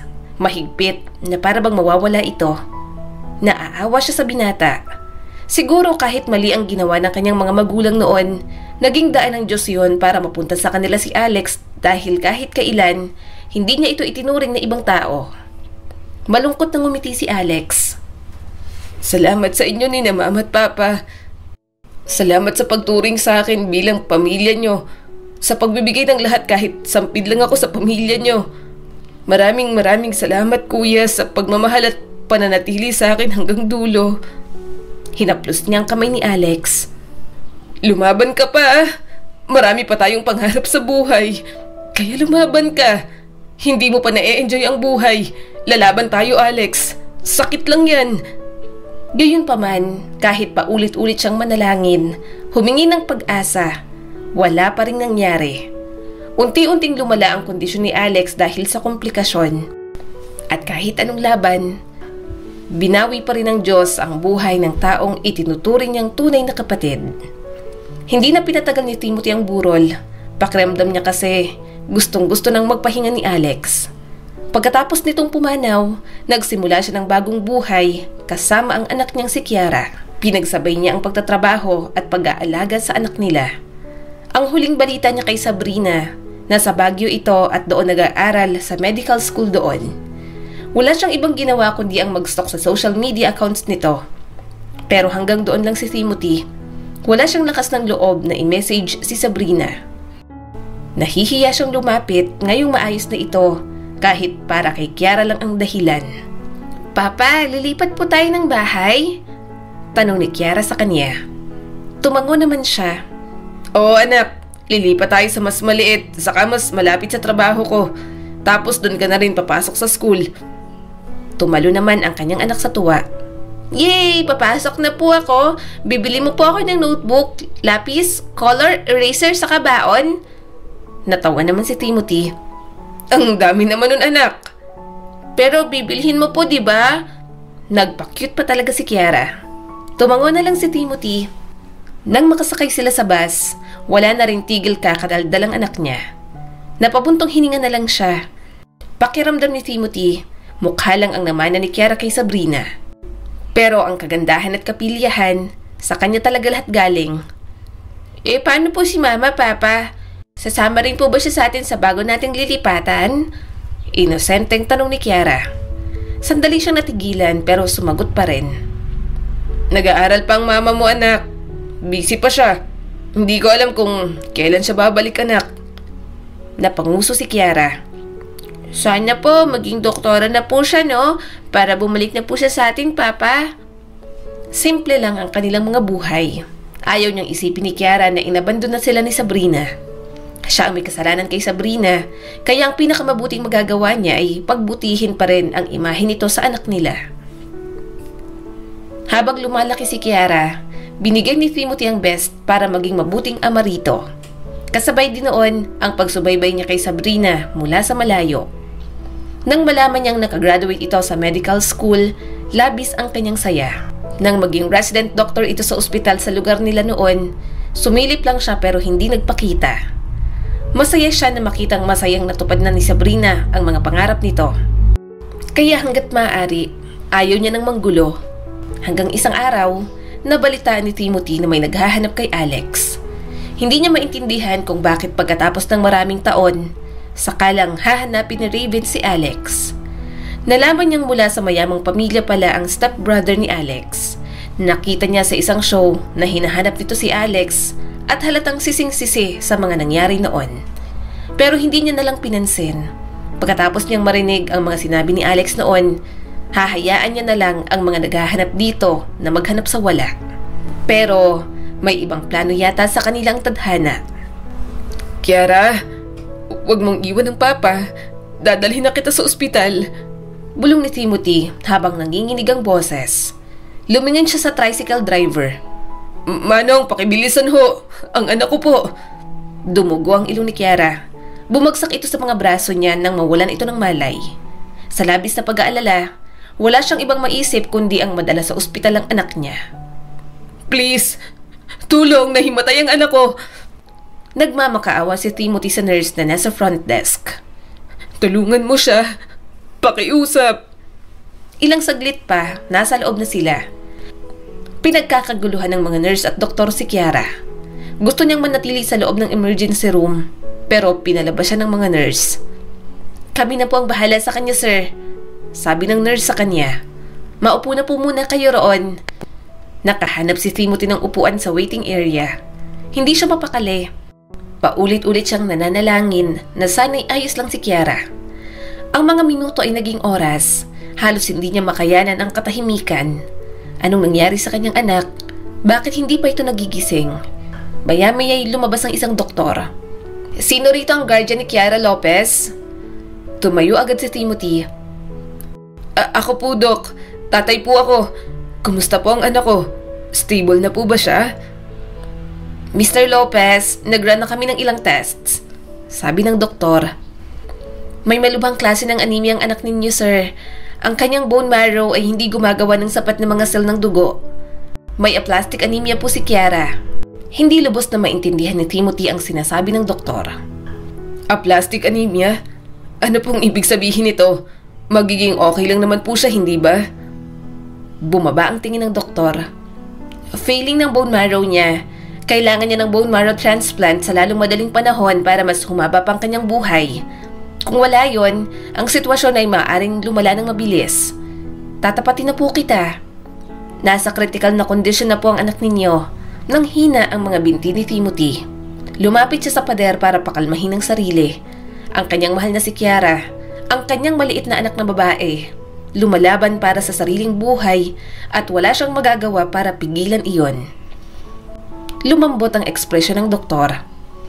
"Kailangan nating maghanap ng match donor once na nag-decide ka na kung pa-ooperahan mong anak mo.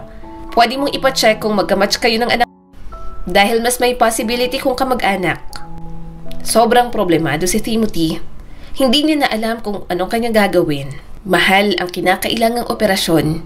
Hindi niya kaya yon kahit magtrabaho pa siya ng magtrabaho. Kailangan niya ring magmadali, lalo na at kritikal ang anak niyang si Kiara. Gayunpaman, hindi niya susukuan si Kiara. Marami na siyang pinagdaanan. Nasaksihan ang mga mahal sa buhay na tinamaan ng iba't ibang sakit. Hindi pwedeng pagdating sa kanyang anak ay sumuko na lang siya. Kaya natagpuan na lang ni Timothy ang kanyang sarili na pinuntahan si Sabrina. Pero nang nandoon na siya, wala pa rin talaga siyang lakas ng loob para lumapit. Nang lumabas ito sa ospital at tinawag na doc ng mga nandoon, tumulo ang kanyang mga luha habang napapangiti. "Napakaganda mo pa rin hanggang ngayon," usal ni Timothy habang tinatanaw si Sabrina mula sa malayo. Kaya lang, natigilan siya nang may nag-abot na nurse ng isang bouquet ng bulaklak kay Sabrina. "Doc, mabuti na abutan kita. Pinabibigay po ng manliligaw mo." Kinikilig na sabi pa ng nurse. Napabuntong hininga si Sabrina at nginitian na lang ito. "Thank you sa pag-abot. Sige, uuwi na ako." Umusbong ang selos at inggit sa dibdib ni Timothy. Gusto niyang lumapit para humingi ng tulong pero hindi niya magawa. Nahihiya siyang lumapit. Sobrang magkaiba na ang kanilang mga mundo hanggang sa sumakay na ito ng sariling sasakyan. Nanatili lang doon si Timothy at labis na nang liliit. Humigpit ang hawak niya sa kanyang bag. "Naalala mo pa ba kami ni Kiara, Sabrina? Sa ilang taon na maghihiwalay tayo. Naalala mo pa rin bang anak natin?" Pinunasan ni Timothy ang kanyang mga luha. Malungkot siyang bumalik sa ospital. Ayaw niya nang paasahin si Kiara. Siguro nga, nakalimutan na talaga sila ni Sabrina. At isang paraan na lang ang naiisip niya para magkaroon ng pera. Ikaw? Ikaw si Alex?" Hindi makapaniwalang tanong ni Raven sa kanya. Tumango naman si Timothy. Tiningnan ng singsing at damit na suot ni Alex nung nawala ito. Nagulat siya nang yakapin siya ni Raven. Umiiyak at labis ang pagsisisi ng stepbrother ni Alex sa kanya. "Pasensya na. Alam kong huli na pero gusto kong humingi ng tawad sa'yo. Sorry sa pagiging selfish ko noon. Nainiwan kita nang pareho tayong madukot ng masasamang tao noon. Natakot lang din ako," sabi ni Raven sa kanya. Mabigat ang puso ni Timothy. Ayaw niyang gawin yon, pero para sa kanyang anak, gagawin niya kahit na ano. Nagpanggap siya bilang si Alex para makapagpakilala kay Raven. Nalaman niya na may pamana na iniwan ng stepfather ni Alex dito. Yun din ang dahilan kung bakit pinapahanap si Alex. Hindi niya kayamanan yon, gusto niya lang ng pera para maipagamot ang anak niya. Kaya nang makuha niyang pera, mabilis na siyang kumilos para maipagamot si Kiara. "Hindi kayo nag-match ng anak ninyo, sir," sabi ng doktor sa kanya. "Kung ipipilit natin ang bone marrow mo, baka magkaroon lalo ng complications kay Kiara. Wala ba kayong ibang relative na pwede niyang donor?" Sandali siyang hindi nakasagot. "Susubukan ko po ang nanay ng anak ko." Wala na talaga siyang choice. Kailangan niyang lapitan si Sabrina. Kakainin niya lahat ng hiya niya, gumaling lang ang kanyang anak. Subalit bago niya pamahingi ang tulong nito, mukhang mapaglaro talagang tadhana. Kuya Raven, anong meron? Bakit parang abala ang mga kasambahay? Tanong ni Timothy. Ngumiti naman ito. Nandito ka pala, Alex. Kumusta ang anak mo? Magkamatsyo daw ba kayo? Marahan siyang umiling. Hindi, kaya susubukan kong humingi ng tulong sa nanay ni Kiara. Tumango naman si Raven at tiningnan ang mga hinahanda ng mga kasambahay. Ngayon kasi ang dating ng nililigawan ko. Ilang taon na rin akong nanliligaw. Hindi ako pinapansin kaya nagulat ako na pinaunlakan niya ito. Gustong gusto ko talaga kasi siya. Sana nga sagutin niya na ako. Katulad niya kasi ang ideal woman ko. Tipid na lamang napangiti si Timothy. Ayaw niyang makipag-close kay Raven. Kahit paano, nakokonsensya pa rin naman siya. Nagpapanggap lang naman siya bilang si Alex. Sa ibang tao ito bumabawi at hindi sa tunay na Alex. Tumingin si Raven sa pintuan. Oh, nandiyan na pala siya. Sabrina! Tila nanigas si Timothy sa pangalang binanggit ni Raven. At nang lumingon siya, parang gumuho ang kanyang mundo nang makita ang babaeng pinakamamahal niya. Nang magtagpo ang mga mata nila ni Sabrina, umawang ang bibig nito sa gulat. Lumapit si Raven at ipinakilala siya. Alex, this is Sabrina, ang babaeng nililigawan ko for 2 years. Sabrina, this is Alex, my long-lost stepbrother. Pero ngayon ko lang din nakita. At may pamangkin din ako, si Kiara. Pero nasa ospital siya ngayon. Mas lalong nagulat si Sabrina. Nasa ospital? Bakit? Matamang tiningnan ni Timothy si Sabrina bago sumagot. Kailangan niya ng bone marrow transplant. Critical ang kondisyon ng anak ko. Nabitiwan ni Sabrina ang dalang paper bag. Hindi matanggal ang tingin nito sa kanya at parang maluluha na. Tinatanong ito ni Raven kung ayos lang ito pero bigla na lang tumakbo si Sabrina palabas. Napapikit na lang si Timothy. Parang nabuhay ang kanyang puso sa mahabang panahon. Naapektuhan pa si Sabrina. Ibig sabihin, may pakialam pa ito sa anak nila. Alex, saglit lang. Hahabulin ko lang si Sabrina. Nag-aalalang sabi ni Raven. Pero pinigilan niya ito. Huwag mo na siyang habulin. Mukhang may hindi magandang nangyari. Hayaan mo muna. Kumunot ang noo ni Raven at matigas ang ulo na sinundan pa rin si Sabrina. Nang dungawin niya sa bintana, nakita niyang balisa ang dati niyang girlfriend. Wala ring nagawa si Raven para pigilan si Sabrina sa pag-alis. Inilabas ni Timothy ang cellphone. Sa wakas, nagkaroon na siya ng lakas ng loob na i-message si Sabrina. At katulad nga ng kanyang inaasahan, gusto nitong makipagkita. At nang magkita sila, nakatanggap siya ng malakas na sampal mula kay Sabrina. Hindi ko alam na ang Alex na stepbrother ni Raven, si Alex na itinuturing mo rin na kapatid noon. Nasaan si Alex? Bakit ikaw nandoon at nagpapanggap na stepbrother, ha, Timothy? Napayuko siya. Ilang buwan pagkatapos mong umalis, pumanaw na rin si Alex dahil sa komplikasyon. Alam kong mali. Sorry pero napilitan lang ako para kay Kiara. Wala akong pera. Critical na ang kondisyon niya at kailangan niya ng transplant.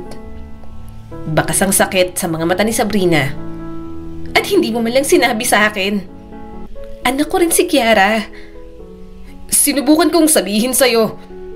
Pero, naaalala mo pa ba kami? May karapatan pa ba kaming lumapit sa'yo? Puno ng pagtatampo ang boses ni Timothy. Isa pa, maayos ng buhay mo. Naisip ko, ayaw mo na talaga sa amin. Bumagsak ang mga luha ni Sabrina. Bumalik ako. Pagka-graduate ko sa medical school, bumalik ako sa bahay kung saan tayo nakatira dati. Dahil kahit nasaktan mo ako, kahit pa ulit-ulit mo akong binigo noon, babalik pa rin ako sa inyo ni Kiara. Pero wala kayo ron. Wala na akong naabutan. Hindi ko alam kung paano kita makokontak. Walang nakakaalam kung saan kayo lumipat. Umiwas siya ng tingin. Ikaw din. Hindi kita makontak. Nawala ang cellphone ko. Frustrated na sabi ni Sabrina. Hindi ko intensyon na hindi mangumusta. Nagkahiwalay tayo pero mahal ko pa rin ang anak natin. Hinanap mo kami. Sabi mo gusto mo kaming balikan pero bakit ngayon? Bakit ngayon nagpapaligaw ka kay Raven? May bahid ng hinanakit na tanong ni Timothy. Pinunasan ni Sabrina ang mga luha. Pinaunlakan ko lang siya ngayon dahil may balak na akong basti din siya. Kaso biglang ikaw ang bumulaga sa akin na nagpapanggap bilang Alex. Kawawa naman yung tao. Hindi mo na dapat niloko ng ganun. Hindi nagsalita si Timothy. Alam niyang hindi yun ang tamang panahon pero hindi niya mapigilan na makaramdam ng kaginhawaan. Pakiramdam niya ay tila may tinik na nabunot sa kanyang dibdib. Tila may sumilip na pag-asa na baka pwede pang maibalik sa dati ang lahat. Nasaan si Kiara? Kumusta siya ngayon? Gusto ko siyang makita. Nanghihinang sabi ni Sabrina. Sumagot naman siya kaagad. Nasa ospital siya ngayon. Bago to, balak na talaga kitang lapitan. Hihingin ko sana na maging donor ka ni Kiara. Hindi kami magkamatch. Napapikit si Sabrina at tumulo ang mga luha. Handa ako maging donor niya. Kung magkamatch kami, kailangan kong bumawi sa anak ko. Hindi ko na subaybayan ang paglaki ni Kiara. Kilala niya ba ako? Nanginginig ang boses ni Timothy. Oo naman, kilalang kilala. Hindi ako kailanman nagkulang na ipakilala ka. Sinabi ko lang na inaabot mo pa lang ang mga pangarap mong maging doktor, kaya hindi ka namin kasama. Pero doktor na ako ngayon at hindi niya pa rin ako kasama. I'm sorry. Usal ni Sabrina. Marahan niyang niyakap ang dati niyang girlfriend. Nang marinig niya ang mga hikbi nito, mas lalong humigpit ang kanyang yakap. Napapikit si Timothy at kahit saglit, tila nakaramdam siya ng tahanan sa piling ni Sabrina. Dahil alam na nito ang lahat, palagi niya nang kasama sa ospital.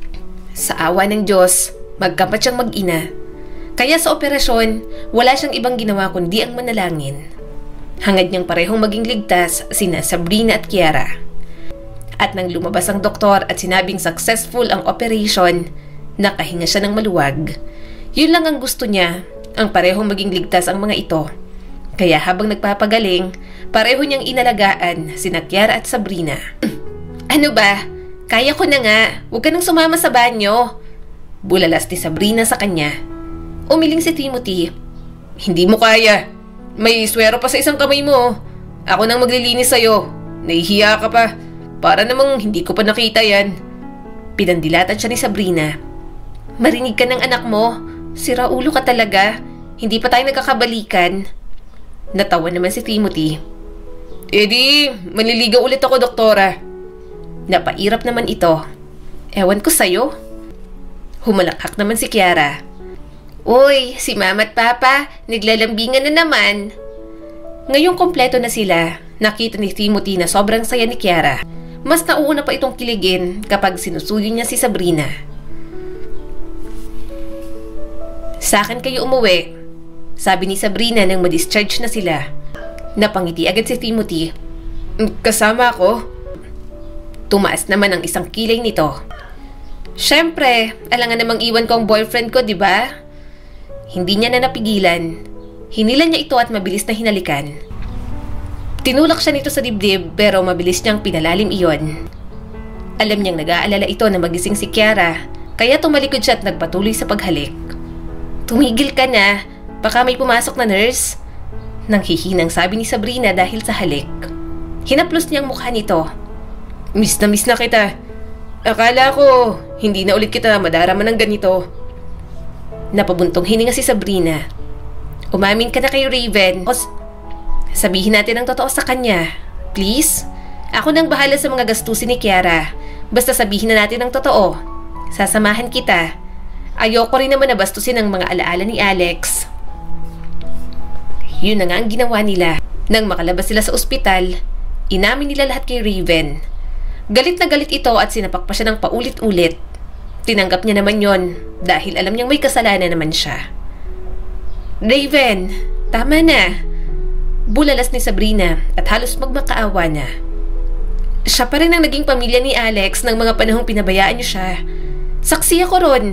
Saksi ako kung paanong minahal at tinuring na pamilya ni Timothy si Alex nung nabubuhay pa. Kaya please, intindihin mo sana ang ginawa niya. Nagawa niya lang yon para sa anak naming dalawa. Ngumisi si Timothy kahit duguan na. Sa wakas, naiganti ko na rin si Alex. Alam mo ba, matagal na siyang nakakaalala pero hindi siya bumalik. Alam mo kung bakit? Dahil sa'yo, Raven. Iniwan mo siya. Pinabayaan mo at huli ka na para makabawi pa. Dahil pumanaw si Alex na hindi ka pa rin niya napapatawad. Tinigilan siya ni Raven at napaluhan na lang. Malamang ay inuusig na naman ito ng konsensya sa ginawa nito kay Alex noon. Nang umalis sila roon, akala ni Timothy, idedemanda pa sila na Raven. Idagdag pa na mas pinili siya ni Sabrina kesa rito. Subalit laking gulat niya na ang mana na dapat na para kay Alex, ibinigay na lang ni Raven para sa kanya. At humiling ito na huwag nang magpakita sa kanya kahit kailan. Mabait si Raven, sabi ni Sabrina sa kanya. Nami-misinterpret lang talaga siya palagi. Sana maging tahimik na rin ang puso't isip niya. Sana makahanap na rin siya ng babae na talagang magmamahal sa kanya. Hindi nagtagal, kinasal na rin naman sila ni Sabrina. Masaya silang dalawa pero mas masaya ang anak nila. Kaya punong-puno na ng kagalakan ang puso ni Timothy. Bakit binabalik mo sa akin tong singsing ni Alex? Hindi mo ito naibalik sa kapatid mo? Tanong ni Sabrina sa kanya. Napangiti siya at isinuot sa daliri nito ang singsing ni Alex. Bago mawala si Alex, paulit-ulit siyang humihingi ng sorry at nagsasabi ng salamat para sa'yo, Sabrina. Nakokonsensya siya na naghiwalay tayo ng dahil sa kanya. At nagpapasalamat sa pag-aalaga mo sa kanya na may sakit siya. Bili ni Alex noon na kahit anong mangyari, ibalik ko sa iyo ang singsing na to. Sabi niya, pagmamahal at sakit ng mga puso natin ang nakabaon sa singsing ng nanay niya. Masaya akong natupad ko ang habilin ni Alex sa akin. Naibalik ko sa iyo ang singsing. Naibalik kita sa buhay namin ni Kiara. Tumulo ang mga luha ni Sabrina. Mahal na mahal kita. Pasensya ka na kung napagod ako, pero pangako, hinding-hindi na ako aalis sa tabi niyo ng anak natin. Nang yakapin siya ni Sabrina, nakaramdam siya ng kapanatagan. Salamat sa Diyos, may masaya pa rin na wakas para sa buhay ni Timothy kasama ang mga mahal niya sa buhay. Ang kwentong ito ay nagpapaalala sa atin na ang isang pamilyang nagmamahal ng lubos ay hindi tumatalikod sa oras ng problema, kundi nagbibigay liwanag sa atin para lutasin ang mga suliranin na paulit-ulit nating hinaharap. Pinaparating din ang kwento ni Timothy na kapag mahal natin ang isang tao, ang sakit na kanilang nadarama ay madarama din natin. Kaya hanggat kaya, huwag sana nating saktan ang mga taong labis na nagmamahal sa atin at nag-beat. Ito po si Skylar Guro at sana may bago na naman kayong natutunan sa kwento natin ngayon. Maraming salamat po.